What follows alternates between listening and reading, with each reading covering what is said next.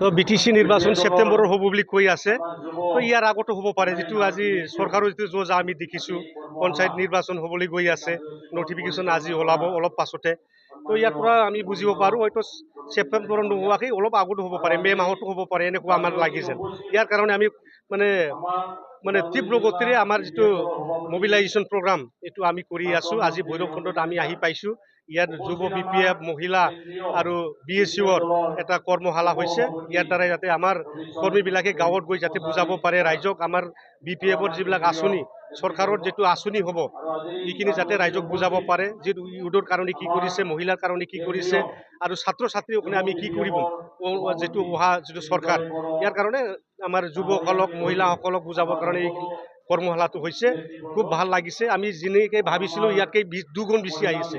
আমি 500 মান মাতিছিলোঁ, কিন্তু ইয়াত 1000তকৈ বেছি মানুহ হৈছে। আৰু শুনিছোঁ ইয়াতে মানে UPPL আৰু BJPৰ কিছুমান নেতাসকলে জইন কৰিব। তো খুব ভাল লাগিছে আজি ইয়াত আহি পেলাই। শক্তি হৈছে যদি আমি আজি দেখাবলৈ পাইছোঁ, আজি নতুন টিম আকৌ উদ্বোধন হ'বলৈ গৈ আছে। এই কাৰণটো কিয় হ'বলৈ গৈ আছে? এইটো মেইন উদ্দেশ্য হ'ল যে শান্তি চুক্তি হ'ল BTC অঞ্চলত যিমান মানে অস্ত্ৰধাৰী সংগঠন আছিল, সশস্ত্ৰ সংগ্ৰাম চলাইছিল NDP মূল হিচাপে, তো এখেতসকলৰ আজি মানে নেতা ৰঞ্জন ধিমাৰী ডাঙৰীয়া আজি তাৰিখে জেলত আছে। BTCৰ যি চুক্তি আছিল সীমা নিৰ্ধাৰণ কৰা বা সীমা মানে অল্টাৰনেশ্যন অফ বাউণ্ডাৰী আৰু 60টা সমষ্টি বনোৱা আৰু NDP সকলৰ যি কেছবিলাক আছিল মানে প্ৰত্যাহাৰ কৰিব লাগিছিল চৰকাৰে। তো এইবিলাক আজি নহ'ল, এখেতসকলে ৰিহেবিলিটেশ্যন নহ'ল আৰু যিসকল মানে শ্বহীদ পৰিয়াল, এই পৰিয়ালসকলক আজি এক্সগ্ৰেছিয়া পইচা দিব পৰা নাই। ইয়াৰ কাৰণে আজি NDP বিলাকে খুব হৈছে। NDPৰ পৰিয়ালবিলাকে আজি খুব হৈ পেলাই আজি বিকল্প বিচাৰিছে। এখেতসকলে নিজৰ সমস্যা নিজৰ পূৰণ কৰিবৰ কাৰণে আজি বাইদেউ অঞ্জলি ধিমাৰীয়ে আজি নেতৃত্ব লৈছে। তো এখেতৰ কথা আজি গণতান্ত্ৰিক দেশ হিচাপে মানে পাৰ্টি গঠন কৰাটো হ'বৰে মানে অধিকাৰ আছে। তো কৰক, কোনো আপত্তি নাই। আৰু ইয়াৰ বিপদ দলৰ একো ক্ষতি নহয়, কাৰণ আজি যিমান NDPৰ বা কি ভোট আছিল সব মানে UPPL পালৰহে আছিল। তো UPPL ভোট নষ্ট হ'ব ইয়াত, আমাৰ BPF দলৰ কোনো ক্ষতি নহয়। ইয়াত মানে আমি বিচাৰোঁ এখেতসকলৰ যিটো উদ্দেশ্য যাতে ছাকচেছফুল হয়, আৰু এখেতসকলে যদি আমাৰ দলক যদি সহায় কৰিব বিচাৰে আমিও এইটো ৱেলকাম কৰিম, কিয়নো আমি একেলগে মিলি পেলাই আমাৰ সমস্যাটো সমাধান কৰিব লাগিব, BTC উন্নয়ন কৰিব লাগিব, আমাৰ আমাৰ NDP সকলৰ সমস্যাবিলাক আমি সমাধান কৰিব লাগিব। उदालगुरि हिसाबै BPFआ जे मोनसे जावरिखांदों, BPFआ जे मोनसे जागरन जाफिनबाय, दिनै बेनो फोरमान आरो माला जोङो गोबांथार खालामबाय प्रग्राम बेबादिखौ। दा क'क्राझारनिफ्रायबो बाक्सा उदालगुरिनिफ्रायबो दा उदालगुरिया मोनसे मोजां लेभेलाव दङ आरो दा बिनिफ्राय आसा खालाम हायो जे उदालगुरियाव एबा 10टा समस्तिबो देरहालांगोन, बेखौ जों दा बुंनो हानाय जाबाय आरो मालाय।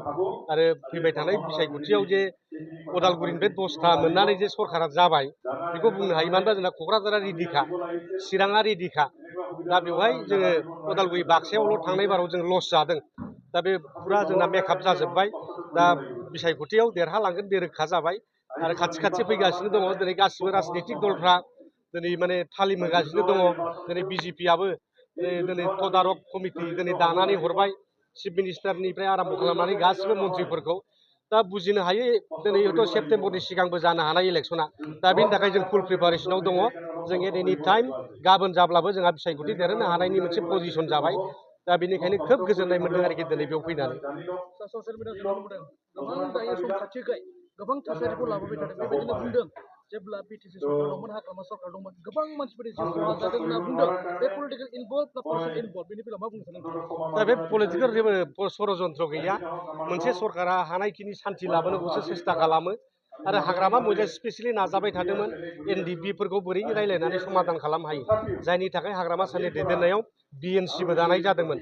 बर'फोरनि जेसेबांनाखि संगठन दं दिनै धोरोमारि आफाद, फोरोंगिरि आफाद, बर' थुनलाइ आफाद, साख्रि आवला आफाद, जेसेबांनाखि जाथि संगठन दं दिनै आबोब आथोब गासिखौबो लाजोबनानै बोजोब बिसोरखौ लाजोबनानै आरो एनडिपिफोरखौबो लाफानानै एक्स-बिएलटिफोरखौ लाफानानै सारेन्डार एनडिपिफोरखौ लानानै दिनै बे बिएनसि दानायनि उद्देश्यआ बेनो बोरैबा सान्थि लाबोनो हायो बोरैबा गावजों गाव बिदा फंबाय जे गावजों गाव माने हिंसायारि जाथाय बेखौ फोजोबनो हायो सरकारजों रायलायनानै बोरै समाधान खालामनो हायो बेनो उद्देश्य आरो लक्ष्य बिएनसि दानाया दा दिनै बेखौ बोरै बुंनो हायो फेरेंगा प्रमद बर'मोनहा जे बिपिएफनि सरकार समाव माने दावराव दावसि जादोंमोन बुथारलायनाय जादोंमोन दा बिनि आन्दोआव सोर दङ दिनै बेखौ खालामनाया गासिबो बे राजनितिक षड़यन्त्र खालामदोंबा दिनै उरखाव गोरा मोना खालामदों बै समावहाय प्रमद बर' मोना खालामदों जायनि थाखाय दिनैहाय गोदान गोदान राजनितिक जोनोम जाबाय थादों प्रमद बर' जेसेबांनाखि आन्दलन खालामबाय थादों बै समाव अना बर' सृष्टि जादों आरो जोंनि क'क्राझारनि एमपि सिटआ अना बर'नि आखायाव खेबनै थांदों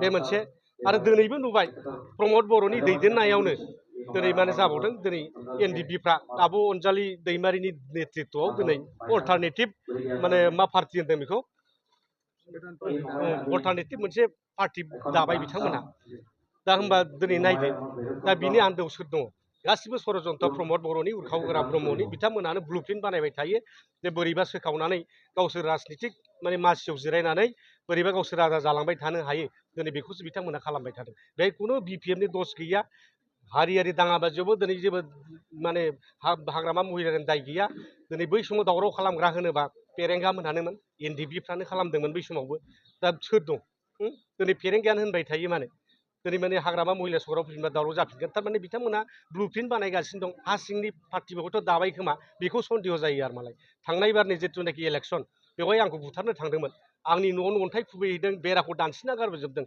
दा बिथांमोना निस्सय एबारनि बिटिसि इलेक्सननि सिगां हयथ' आन्डारग्राउन्ड पार्टि दादों जोंहा बेहाय सन्देह जायो दा बेनिखायनो बिथांमोना बुंनो साहस जाबाय थादों जे मोनसे माने गाज्रि परिबेस फैनो हागौ होननानै बिथांमोननि खुगानिफ्राय ओंखारबाय थादों सान्थिखौ बिथांमोना धंस' खालामगोन नोंथांमोननि सरकार गोबां काराप्टेड होनना बुंदोंमोन गोबां कारापसन खालामनानै नस्थ' खालामदों होनना बिटिसिनि समाव बुंदों दा बेनि बेलायाव नोंथांमोना मा बुंनो सानो गोबां दायो बुंनो क्रेडिट लादों जोंनि सरकारा गोबां डेभेलप खालामबाय बिथांमोननि सरकाराव मोनसे मावनो हायाखै होनना बुंदों दिनै नुबाय थादों बिथांमोना होनबाय थायोमोन 17 बोसोराव जेबो मावाखै दा बिथांमोना बे 5 बोसोराव मा मावखो बिनिथ' मोनसे कम्पारेटिभ मोनसे रिजन मोनसे फैनांगोन नङा होमबा बे कम्पारेटिभ रिजनखौ बिथांमोना देखायनो हाया 17 बोसोराव जे हाग्रामा मावबोदों बेवहायनो थांनानै मिटिं खालामो बड'लेण्ड इउनिभारसिटियाव नलेज फेस्टिभेल खालामो बिथांमोना दिनैहाय माने बड'फा कालचारेल कमप्लेक्स हाग्रामा साननि दिनाव बानायनाय बेवहाय थांनानै रागाम प्रग्राम खालामो लिटारेरि फेस्टिभेल खालामो मानिबा पार्टिनि प्रग्राम खालामो सोरबा मन्थ्रिखौ लाबोनानै बेवहायनो प्रग्राम खालामो बिथांमोनहा दा बेबादि बिथांमोना जेबो मावनो हायाखै थगायनाय आरो मालाय थगायनाय मावदों हाबा मानो मावबानो जाबायमोन ना मानो मावनो हायाखै दा बे दुखुनांथाव बिथांमोना जेखि एलिगेसन होआ मानो खामानि गैया बिथांमोनासो दिनैहाय कौटि थाखानि केलेंकारि खालामदों गासै 2000 सननिफ्राय दिनैसिम हिसाब खालामबा बिथांमोननि केग रिपर्टआ मोनसेबो मोजां नङा प्रमद बर'आ जे बिबाननिफ्राय बोख्लायजाबाय सिफनि सियाराव थानो मोनाबानो बे जेलनि ओंखाम जानांगोन बे रोखा आरो बेखौ मावनो जों थियारि सिबिआइ तदन्त खालामहोनाय जागोन प्रमद बर'नि सामसा रावबो जिएम रावबो बारग'नाय नङा इउपिपिएलनि नेताफोरखौ सासेबो रेहाय होनाय जानाय नङा गासिबो जेलाव ओंखाम जाहोनाय जागोन